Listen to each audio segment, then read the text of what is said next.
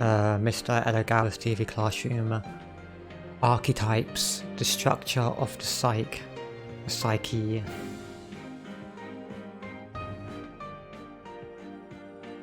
The fourth of 10 lectures. Alright, let's do it. Let's freaking do it, bring it. Mr. Edogawa's TV Classroom.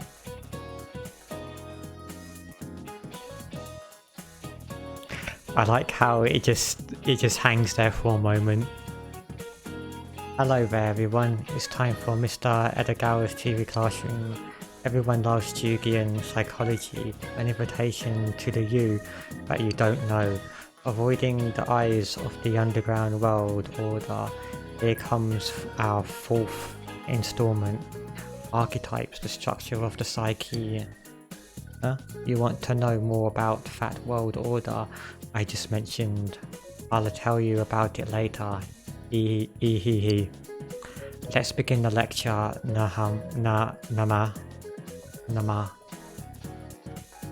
Nama Kasagao Bahaya Om Arika Mari Muri Flower. What is the collective unconscious? For the past couple of lessons I've pestered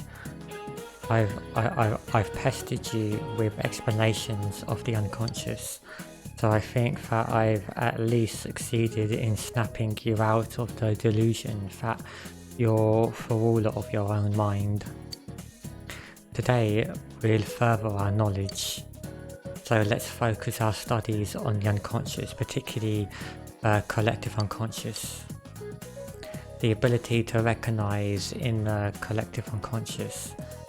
In our minds we have the unconscious, we have the conscious and the unconscious. You probably see the unconscious as a deep ocean, a lonely place with nothing around, but Jung actually thought of it as a place filled with mind energy that can jolt your emotions. Why did he think this? It's because he discovered a special property held by the collective unconscious. We've already studied that the collective unconscious is shared by mankind and that it's been there since birth. So in the deepest part of the collective unconscious lies the beginning of the mind created at birth. Now then, what's in there? The beginning of the mind has the basic elements needed when the mind develops.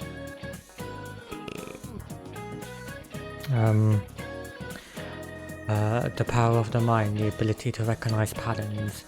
Jung called these elements archetypes, which allows for basic ability of a collective unconscious to recognize patterns in archetypes. These archetypes, okay.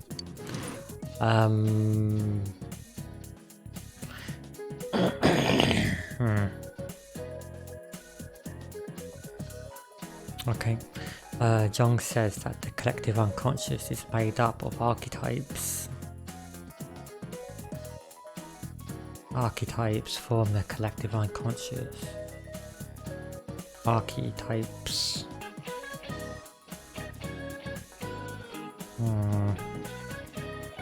Archetypes are in the collective unconscious. Okay. Jung says that the collective unconscious is made up of archetypes. In other words, archetypes form the collective unconscious. This is all getting really complicated. There are in theory limitless archetypes, and Jung names some of them. Let's take a look at the example archetypes. What are archetypes? I told you earlier that Jung found the collective unconscious by finding a pattern in myths and old tales, right? That pattern itself is the classic example of an archetype. For example, in most ancient religions, there is a mother goddess that is worshipped. have even been statues and pictures of mother goddesses found in ancient ruins. Man has felt his motherly image since ancient times. It is an archetype that has been created in our minds. Now then, about that image of the mother. What function does this hold as the foundation of the mind's power to recognize patterns? Try this out. Think of the concept of a mother inside your mind. You think of the power to give birth, the power to love, to hold someone dearly, right? This archetype that creates this motherly image is known as the Great Mother. Okay. Of infinite archetypes, it is one of the more important ones. Interesting, isn't it? I guess so. I guess it's interesting. You're still wondering about that world order? You'll just have to suck it up this lecture. Next, I'll do a quick explanation of some other archetypes. About archetypes. A wise old man incurs the image of an old man with the properties of knowledgeable teacher, mentor.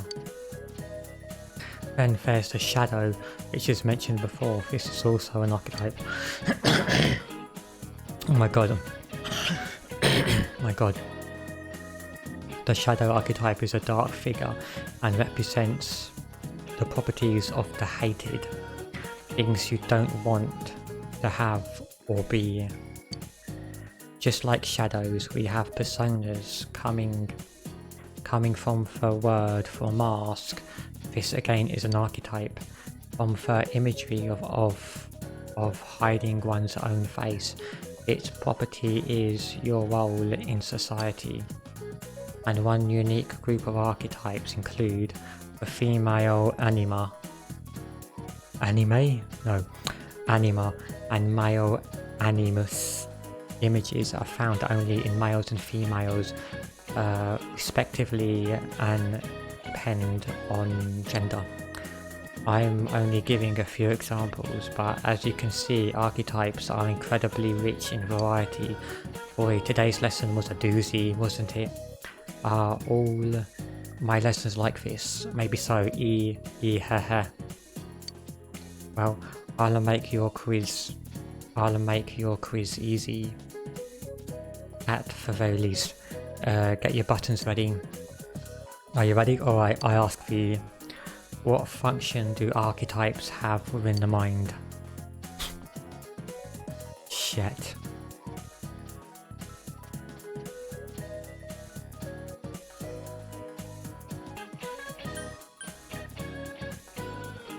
The power to remember, the power to recognize, or the power to think? The power to remember. No? You were winging it, huh? It's the power to recognize, isn't it? Yeah, that was my second guess. Bugger. Yeah. I think that is the bet. Yeah. I think the power to recognize was the right answer. Yeah. Because remembering and think are more of a conscious thing, aren't they? Yeah, remembering and thinking are a conscious ability, aren't they?